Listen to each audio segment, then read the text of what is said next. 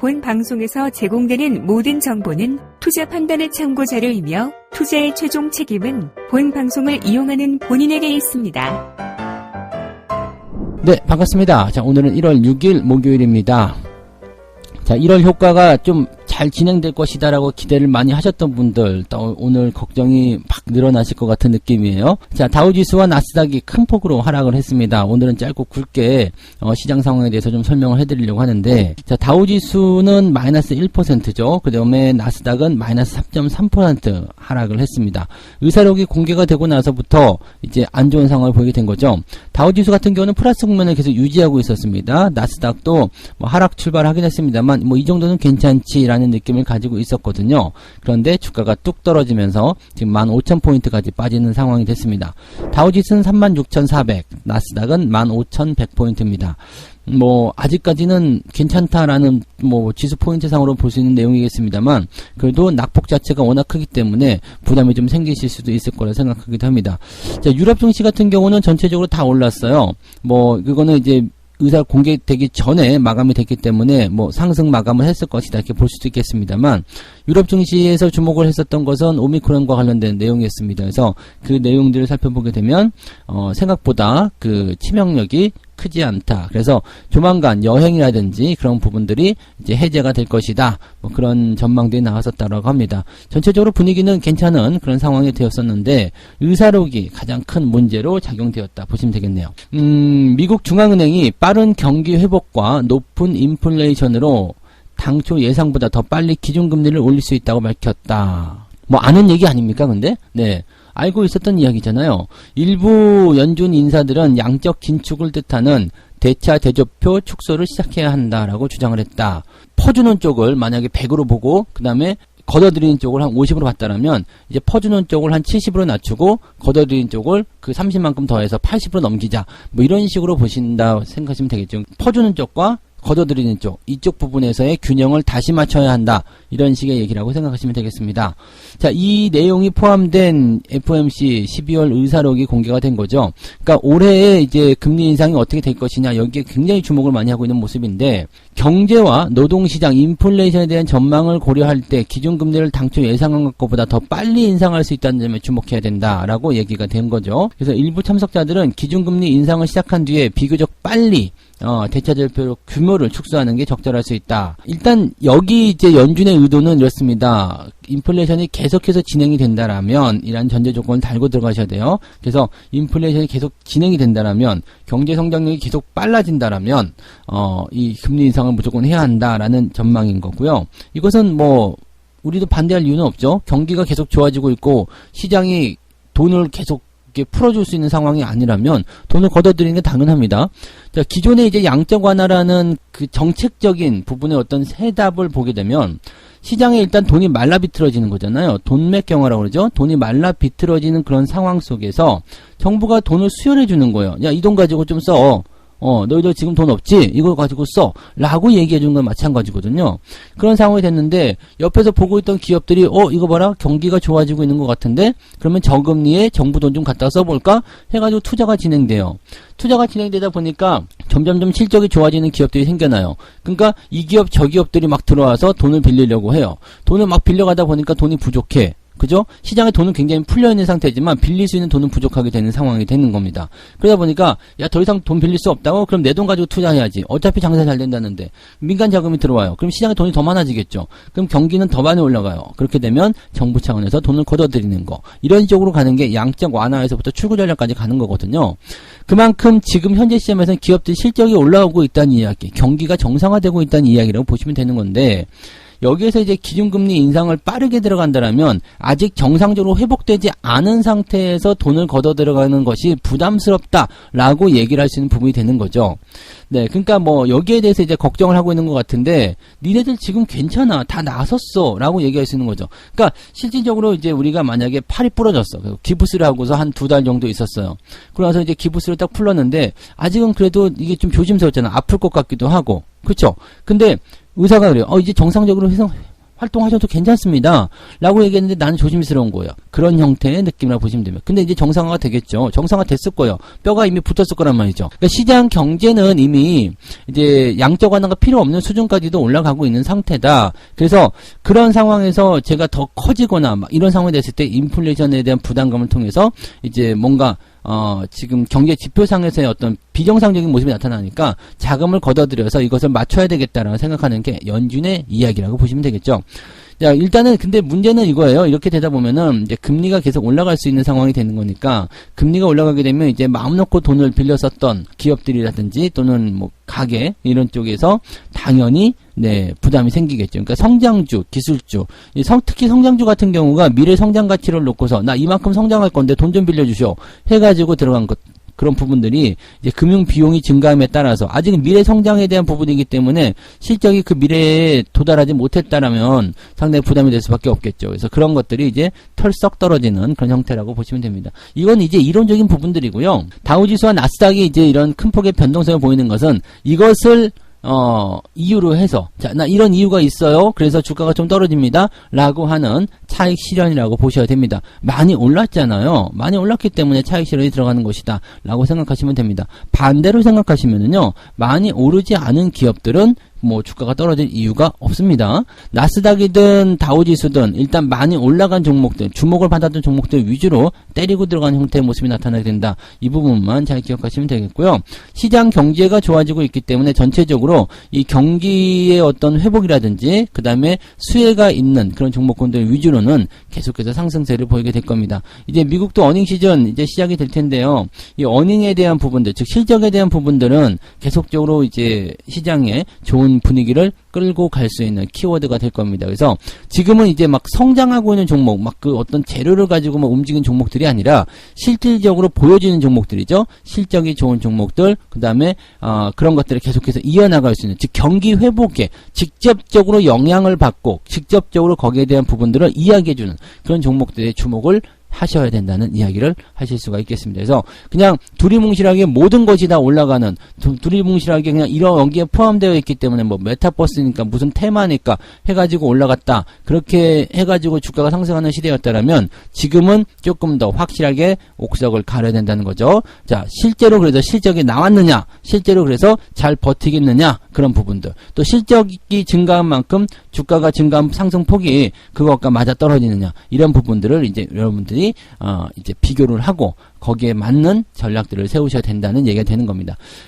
주가가 너무 많이 올랐다. 근데 실적이 따라오지 못한다. 그러면 당연히 금리 인상에서 피해를 볼 수밖에 없는 상황이 된다라고 보시면 되겠죠. 자, 두 번째 이야기 넘어갈게요. 다시 도래한 실적 시즌. 네, 이제 지금 어닝 시즌이에요. 그래서 이번 4분기 실적 이제 내일이죠. 네, 7일부터 이제 오늘 저녁에 아니죠. 내일 장전에 발표가 되죠. 그래서 삼성전자의 잠정 실적을 발표를 해가지고 이제 본격적인 어닝 시즌에 들어가기 시작하는데, 삼성전자 이번에 실적 한 10% 정도 증가할 것이다. 뭐 LG전자도 지금 증가할 것이다. 이런 얘기들 나오고 있습니다. 근데 삼성전자는 뭐 LG전자뿐만이 아니라 뭐 하이닉스도 그렇고 그 다음에 전체적으로 보면은 기업들의 실적이 다 같이 증가할 것이다라고 얘기가 되고 있습니다. 지금 기사에서는 LG 이노텍, LG 유플러스, 뭐 포스코 쪽에 이야기들 또 나오고 있죠. 포스코 인터내셔널이요. 그 다음에 뭐 LG 유플러스, 그 다음에 뭐 보험주 중에서 또 현대해상, 뭐 이런 기업들을 주목을 해라라고 얘기를 하고 있는 모습이 있더라고요. 자, 일단은 보면은 삼성전자를 비롯해서 주요 상장사들의 지난 4분기 실적이 나쁘지 않아요 라고 되어 있는 부분인데, 그 중에서도 LG그룹의 LG 이노텍이 가장 중요하다, 뭐 이렇게 얘기를 하고 있더라고요. 스마트폰용 카메라 모듈, 차량 전장 부품, 반도체, 기판, 뭐 자율주행 뭐 등등등. 지난해 추정 영업이익이 1조 2,700억, 올해는 1조 3천억까지 증가하게 될 것이다. 즉 지난해에도 증가했지만 올해도 증가할 것이다 라는 전망을 하고 있죠. 이 LG 이노텍 같은 경우는 앞으로 계속 성장할 수 있는 부분이 있습니다. 그래서 저 역시도 계속적으로 관심을 가지고 있는 부분들이긴 한데, 주가의 매수 포지션만 잘 떨어지게 되면 저도 한번 좀 매수해보고 싶은 그런 종목이다. 자, 요거는 이제 실질적으로 실적이 증가하고 있고 사업부가 활발히 진행되고 있는데 앞으로 더 좋아질 것이다 라는 기대감이 계속 나오는 모습이에요. 그러니까 그런 형태의 모습이라고 보시면 되겠고, 뭐 지금 증권사에서 얘기하는 종목들 대체적으로 보면 다 그런 내용이라고 보시면 되겠습니다. 포스코 인터내셔널 같은 경우도 마찬가지예요. 글로벌 경기 회복과 맞물려서 철강, 철강, 식량, 무역 이런 전체적인 부분에서의 사업 부분에 고른 성장이 가능할 것이다. 이런 전망이 나오고 있기도 하고요. 양호한 실적 모멘텀에 비해서 너무 저평가되었다. 그런 얘기도 있죠. 일단 영업이익이 지난해에 5,997억으로 예상이 되고 있고 올해는 6,500억 정도로 늘어날 것이다. 뭐 포스코도 괜찮죠. 포스코도 괜찮고 포스코 인터내셔널 뭐 다 괜찮은 것 같아요. 뭐 무역이라든지 뭐 이런 쪽도 당연히 포함될 수 있는 내용이 좀 될 거고요. 철강 업종이라든지 건설, 건자재 뭐 이런 쪽은 기본적으로 여러분들이 긍정적으로 보실 수 있는 부분이 되겠습니다. 기초산업과 관련된 부분이어서 당연히 상승세를 보이게 되겠죠. 화학도 포함이 될 테고요. 그래서 뭐 철강이든 화학이든 또는 뭐 자동차가 됐든 이런 종목군들 보시면은 그렇게까지 올라오지 못했었던 부분이 있어요. 이번에 현대차 같은 경우도 뭐 메타버스에 탑승한다 뭐 이런 얘기 있어가지고 또 주목을 받고 있는 모습이 있는데, 자 이런 내용들 보게 되시면은 그동안 올라오지 못했었던 기업들의 주가 상승이 진행될 수 있겠다라는 얘기가 나타날 수가 있습니다. 하나금융투자에서는 이제 LG U+를 꼽았다라고 되어 있고요. 예, 이것도 이제 실적에 대한 기대감이 계속 높아져 있다라고 부분이 좀 되어 있는 거고요. 화웨이 때문에 이제 문제점이 있었죠. 네, 화웨이 장비 철수에 대한 우려, 뭐 이 부분들 때문에 계속적으로 좀 몸살을 앓았었던 그런 부분이었는데, 뭐 이번엔 뭐 디즈니라든지 이런 쪽에 대한 부분들, 그리고 앞으로 실적이 계속 늘어날 수 있다. 뭐 컨텐츠 관련한 부분에서 실적 증가가 좀 계속 지속이 되는 그런 느낌인 것 같긴 하더라고요. 그래서 그런 내용들이 진행되었다라고 판단을 해보실 수 있는 부분이 좀 되겠습니다. 어쨌든 통신주들도 저평가되었다라고 하는데, 뭐 일단은 컨텐츠 쪽으로 좀 집중할 수 있는 그런 부분이 된다라면, 네, 그쪽도 관심을 좀 가져올 필요는 있을 거라 생각은 되겠습니다. 그 다음에 올해부터 실손보험료가 올라간다라는 얘기 때문에 관심을 이제 뭐 보험주 쪽으로 좀 해야 된다라고 되어 있는데, 현대해상이 이제 가장 주목을 받고 있는 기업이다라고 되어 있습니다. 근데 이 보험주들 같은 경우는 금리 인상의 또 수혜주이기 때문에 아주 길게 보셨을 경우에는 보험주 하나 정도씩은 보험처럼 들고 가시는 것도 괜찮다는 얘기를 해드릴 수가 있을 것 같습니다. 지금 흑자 전환 예상되고 있다라는 얘기가 되고 있습니다. 이번 1분기요. 네, 1분기 순이익이 흑자 전환 예상되고 있다.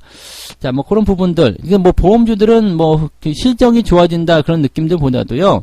자, 어쨌든 금리 인상에 대한 수혜주 이런 식으로 접근이 되기 때문에 금융보험 섹터 같이 묶어서 긍정적으로 보시면 괜찮겠고요.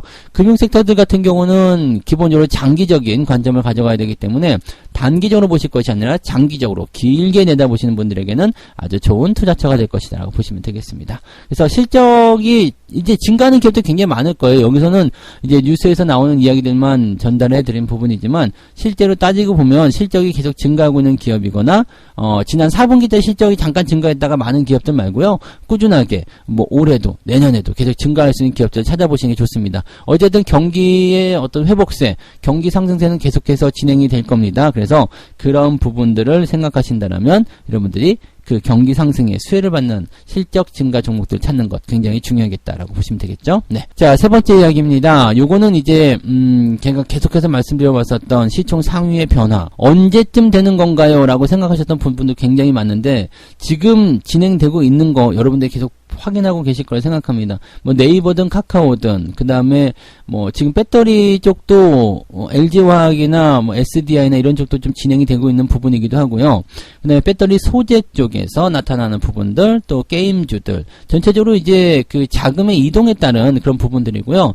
개인 투자자들이 굉장히 헷갈리게 해놨죠. 자, 이쪽으로 가면은 괜찮을까 했는데 뚝 떨어지고, 저쪽으로 가면 괜찮을까 했는데 뚝 떨어지고, 그러다 보니까 계속 이제 엎박자 타는 그런 상황에 놓여 있는 분들도 굉장히 많아요. 이제는 뭐 테마주다 해가지고 올라갔는데 막 떨어지는 폭이 막 하루 사이에 뭐 7%, 8%씩 뭐 연 2, 3일 정도 떨어지고 나면 그냥 정신이 한 개도 없죠.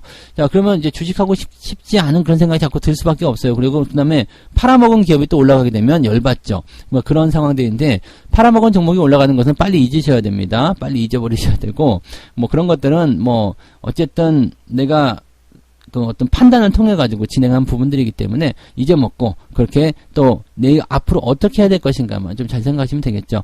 지금은 일단 네이버나 카카오 이쪽 관련해서 이제 현실로 다가오게 되니까 야 이거 큰일 났다 생각하시는 분이 계시는데 현실로 다가오기 전에 미리 준비를 하셔야 돼요. 네, 네이버나 카카오 같은 경우는 지금 주가가 하락세로 진행되고 있는데 하락세로 진행되는 뭐 포인트 뭐 어차피 지금 시장이 좋지 않기 때문에 주가가 떨어지는 거 어떻게 보면 당연한 이야기예요. 좀 떨어지면 어때? 하지만 이 하락에 대한 포인트가 진행이 될 때 밑바닥에서 떨어지는 것들과, 즉, 많이 오르지 않은 상태에서 떨어지는 것과, 많이 올라간 상태에서 떨어지는 것은요, 이게 흐름이 좀 자체가 다릅니다. 지금 겨울 시즌철이기 때문에 아마 여러분들 스키장이나 뭐 이런 쪽 가시는 분들 계실 것 같은데, 자, 초보자 코스, 그냥 눈 언덕 살짝 있는 곳에서 내려오는 것하고, 저쪽 위에 올라가고 A난도, 뭐 전문가용 코스, 중급자 코스, 이런데 올라가서 하는 거는 일단 곤도라 타고 올라갔다가 곤도라에서 내리는 것 자체가 문제야. 그 못 내려가지고, 하다 보면 저 전문가 코스 막 기어 올라가죠.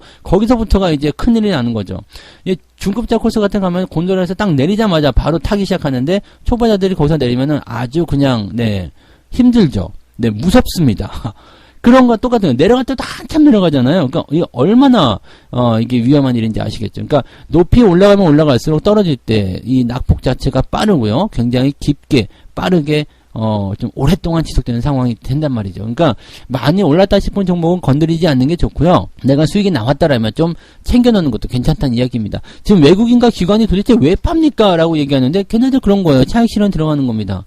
미국 증시도 지금 다우지수, 나스닥 왜 떨어집니까? 많이 올라서 파는 거예요. 근데 거기다 재료를 갖다 붙일 뿐인 거죠. 그러니까 그런 식으로 생각하셔야 됩니다. 외국인과 기관 쪽에서 매도가 나오고 있고요. 지금 외국인과 기관이 매도하는 쪽 보면은 저쪽 배터리 소재도 마찬가지고요. 게임주도 마찬가지예요. 계속 팔고 있습니다. 많이 올라간 종목을 파는 거예요. 삼성전자나 하이닉스도 많이 올라갔을 때 외국인과 기관들이 팔았단 말이에요. 근데 그것을 누가 다 받는 거예요? 개인들이 다 받고 있는 거죠. 이게 굉장히 안타까운 현실입니다. 많이 올라간 쪽으로 계속해서 들어가는 거. 이게 중급자 이상 되시는 분들은 아마 안 들어갈 거예요. 그런데 초보자분들이 그런 쪽으로 많이 들어가게 되시는 거죠. 굉장히 거기에서의 부담감을 생각하셔야 됩니다. 이제는 진짜 본격적으로 나쁜 얘기 나오기 시작해요. 4분기 실적 전망도 우울하다. 뭐 네이버의 4분기 매출액은 한 달 전만 해도 예상액이 이제 1조 9천억이었는데 현재는 1조 8,900억, 뭐 얼마 빠지지도 않았네, 뭐 그런 모습이긴 한데 소폭 이제 이 전망치가 내려가고 있다는 얘기. 카카오도 7천억에서 6,900억으로 내려갔다. 얼마 빠지지 않았습니다만은 실적의 전망치가 일단 내려갔다는 것 자체를 좀 확대하는 그런 모습이라 좀 보셔야 되겠죠. 그 다음에 이제 하반기쯤 되면 괜찮아질 거다라고 얘기하고 있습니다. 콘텐츠로 또는 자회사를 통해서 반등하게 될 것이다. 물론 이제 이 정부의 그런 온라인 플랫폼 규제에 대한 부분들이 당연히 또 발목을 잡을 것이다. 또 대선에 대한 부분이 있기 때문에 그럴 것이다. 뭐 일단 대선이 지나야 될 것이다. 이런 얘기들 계속 하고 있는데, 자, 지금 잘 생각해 보세요. 하반기부터 괜찮아진다 그러면 상반기 동안에 주구장창 내릴 수 있다는 얘기잖아요. 이거 굉장히 큰 문제라고 생각하셔야 됩니다. 그래서 일단은 이렇게 생각하세요. 이제 이게 나쁜 악재가 나왔을 때는 역발상이야. 악재가 나왔을 때 사야 해. 이렇게 생각하시는 분들 계시는데 이게 하락하는 초입 시점이라면은요. 이 악재가 굉장히 무서운 상황으로 변할 수가 있습니다. 다 떨어지고 나서 나온 악재들은요. 신경 쓰지 않으셔도 됩니다. 오히려 그게 매수 기회가 될 수가 있어요. 사람들이 들어오는 것을 못하게 만드는 부분이 되거든요. 근데 상승 시점에서는 많이 올라간 시점에서 이제 하락이 처음에 진행된 시점에서 나타난 악재들은요. 이제 기존에 가지고 있던 그런 세력들의 매도에 대한 그런 핑곗거리를 만들어줄 수가 있습니다. 그래서 나 이렇기 때문에 파는 거예요 라는 식의 얘기가 나오는 거죠. 그러니까 역발상을 여기서 생각하시면 안 돼요. 그러니까 이런 시총 상위가 바뀌는 이런 과정들을 여러분들이 겪어가면서 사실 시장에 대한 걱정보다는 이 시총 상위 종목이 바뀌게 되면서 개인 투자자들이 탈락하게 되는 그런 현상들이 제일 무서운 거예요. 그러니까 지금 일단 여러분들이 꼭 명심하셔야 되는 것은 높은 곳에 있는 종목들 절대로 쳐다보지 말고요. 초보자라면 초보자 코스에서 일단 연습하고 중급자 코스로 올라가는 그런 상황을 하시기 바랍니다. 스키장 가시더라도 곤도라 절대 하실 필요가 없습니다. 초보자가 뭐 곤도라요. 곤도라 타다가 내리지도 못한다니까. 그러니까 곤도라 이용권 이런 거 할 필요가 없습니다. 그냥 입장하셔가지고 카드사로 옛날엔 다 입장됐었는데 무료 입장해가지고 이렇게 초보자 코스에서 그냥 썰매 타는 애들 썰매 타는 데서 그냥 이렇게 연습 조금 하면서 그러고 돌아오시면 되는 거예요. 아시겠죠? 그게 안전한 거죠. 실력이 좀 괜찮다 그러면 조금씩 올라가시면 되는 거라고 보시면 됩니다. 자, 어쨌건 지금 높은 곳에 있는 종목들은 절대적으로 하지 마시고요. 좋은 거, 눈에 보이는 거, 그런 것들, 많이 올라간 거, 그런 건 좋은 게 아닙니다. 여러분들 밑에서 차근차근 준비하시면 이번 흐름도 잘 넘어가실 거라 생각합니다. 자, 오늘 여기까지 이야기 해드리고요. 오늘도 인내심과 잘 싸우시고요. 성공투자 이끌어내시기 바랍니다. 고맙습니다.